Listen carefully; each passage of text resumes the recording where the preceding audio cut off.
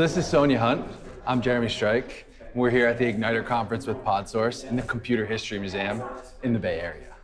Sonia, nice for joining. Thank you for having me. Yeah, so how have you liked the conference so far? Oh, it's amazing. I love the startup world and seeing so many people here that are passionate about what they're putting out into the world. It's pretty awesome. Yeah, so do you work with startups often? I do. I've been on both sides of the house. So I would say like startup side and kind of larger enterprise software side. But this side is definitely, what I love. Yeah, so you're like a branding expert, right? Yeah, maybe. Yeah, you are. You're a branding expert. Don't listen to her. So she has her own branding company, and you also work with like your own little personal food allergy network as well. Yeah, I have. So I've kind of been. It's like this 360 evolution of me on the marketing side. So I'm an engineer by degree, and it was actually a startup that moved me out here. And I was coding first, and then after doing that for a while, I went into product management and I learned how to build products.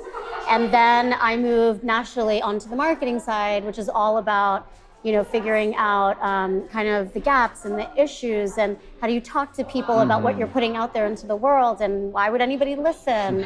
And I think that that's so much more of like a natural fit to me. Maybe I was never a great coder, I don't know.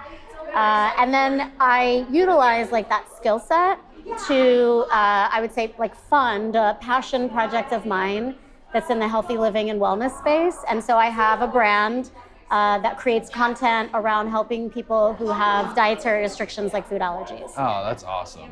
Yeah. So you've been able to like leverage your skills and for like a personal platform also. I think, do you think that's the best way to go about it? Yeah, I mean, to be honest, was super lucky to figure out, I worked at this, but to figure out my purpose and what I really wanted to do in life in general. And it wasn't just so much about the work I wanted to do. It was like, why am I here? And what should I be putting out into the world, right, on this earth, by the time that I have us on this earth? And so I kind of did that at a younger age, I would say. And having gone through that exercise allowed me to like beautifully craft my career, and then be in a world and a space where I'm really great at what I do. And then I get to work with other people that are very purposeful, in kind of what they're doing. And in the startup world, it's awesome because there's no shortage of ideas and passion. And it's just really kind of getting focused and targeted. And we get to do things really rapidly, and there's kind of no bullshit. So I like that too. So let's rewind a little. You mentioned you were an engineer, and then what made you realize this isn't what I want to do, and you wanted to get into branding? So it really was. I got to this point in life where I realized that I was letting people tell me what they thought I was great at and I should do, but it wasn't necessarily what I believed I was great at and wanted to do. So being on the technical side was what every company until 2010, in a sense, wanted me to do because they had a gap. They were like, we want engineers and we want female engineers or whatever it was. And until I kind of stopped allowing that and figured out like, wait a minute, my natural purpose is to talk to humans and really craft together these stories for brands and that are so important when you have a startup idea. And I stopped kind of like saying, it's almost like finally living the life that you want to live. That's kind of what happened. And that's when I kind of stopped the madness in a sense. And then I switched over to the marketing side and then I never looked back. No, yeah. Why would you? Exactly. It seems like you're very deliberate, in these like decisions. Yeah. So do you have any maybe advice or how you came about and realized marketing is what you wanted to get into? Yeah. So I do spend a lot of time like on my own reflecting with like a journal and going through, the best time to do this is like, the first time I ever did it was after running a marathon and buying like a nice, beautiful journal and sitting on the beach and just kind of deconstructing my life and figuring out, right, like, is there purpose if so, what is it? What do I like to do? You know, why marketing? What about marketing attracts me? Like really dissecting all that stuff. And unless you really sit down and you have to do it, you have to, not on a computer, you have to actually do it in a journal and look at it and kind of call bullshit on it sometimes and maybe run it by people and see what they think.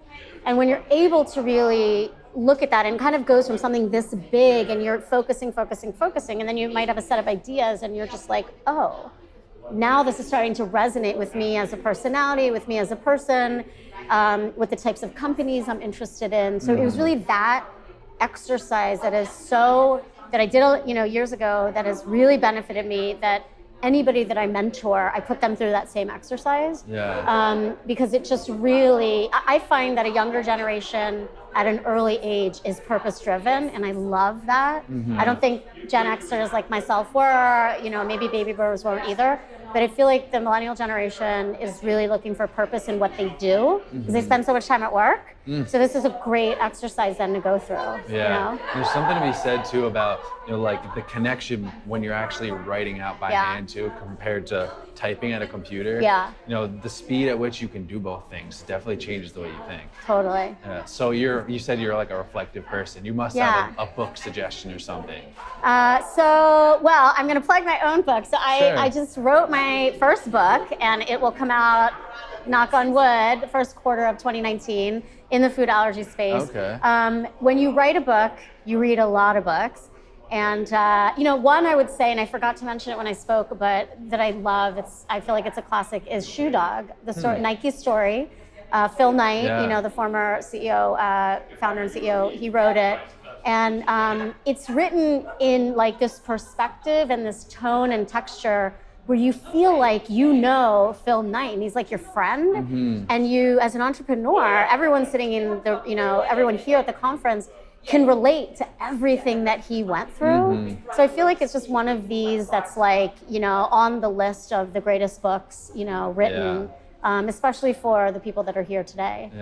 Let's talk about Nike for a second. You brought it up. So do you have any thoughts on the most recent, the way they leveraged Colin Kaepernick? A+++++. Nike, they did a lot of work with their equality campaign that had Serena Williams in it once before, where she talks about there's no wrong way to be a woman, right? And how she has been made to feel like she's not the right kind of woman because she's taller and bigger and muscles and all that kind of stuff, So I just think that everything they do, they really are amazing at thinking it through and reflecting on what is the core message and, that's purposeful that we're trying to get out to our target audience. Because there are certain marketing messages, when you really get it right, how you pull it together, whether it's video or music or pictures or verbiage, it truly invokes this emotion, And I think that having this tight shot of Colin with his braids let out and the look on his face and the slogan that they used, it was just, they knocked it out of the park. I'm so proud of them, and I think that he had a lot to do with pulling that together and making it come to life. So it's maybe one lesson people who are in the branding space could take away from Nike or from your talk or anything? To me, it always comes down to anything that you do in life.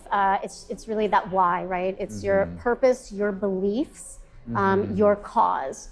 And in everything that you do, you should think about that, again, in life and in work. And I really believe that you should do things with intention, right? What I talked about in my talk is at a very early, young age, my parents always taught about, it's about service to others. So my whole life is about, connecting with people and learning about them and helping them in any way that I can. I'm not looking to see how they're going to give back to me, right? What I'm giving to them. But naturally, that kind of happens as you become friends and so forth. So I think kind of like figuring out really that why and living with intention and purpose, it really allows you to not have like just a work life and a real life, right? It all becomes like, this is life. This is what we do as humans, and this is how we help each other. And if you're a founder and you're starting a company, when that's able to really come out in your marketing to the world, now you're going to see a different type of engagement with your audience. Intention and purpose. That's excellent. Yeah. Thanks, Sonia. Thank you. Thank you so much.